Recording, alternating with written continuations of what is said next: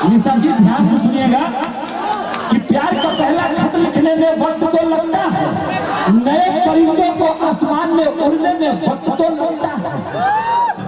आपके जिस्म तक नहीं दिल तक जाना है, आपके जिस्म तक नहीं दिल तक जाना है, क्योंकि लंबी दूरी तय करने में वक्त तो लगता है।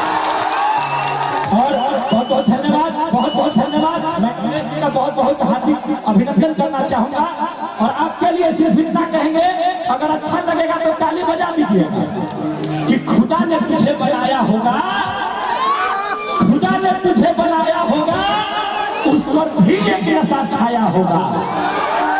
खुदा ने तुझे बनाया होगा, उस पर भी एक नशा छाया होगा। सोचा होगा रख लूं तुझे अपने पास, लेकिन इसके बाद गोह वालों का ख्याल आया होगा।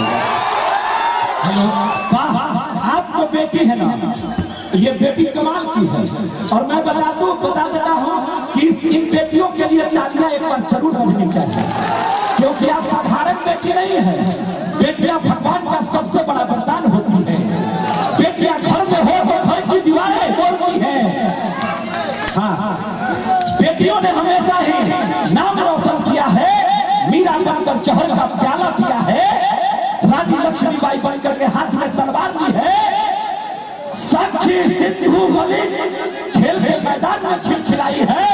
सुन निशा उपाध्याय का सुर संसार का समंदर तोड़ता है। मूर्ख है जो बेटियों को बेटों से कम तोड़ते हैं। प्यार किया बदनाम हो गए, चर्चे हमारे सरेआम हो गए। प्यार किया बदनाम हो गए, चर्चे हमारे सरेआम हो गए। मंच की महफिल तो निशा जी लूट गई और बदनाम आकाश बाबा हो गए।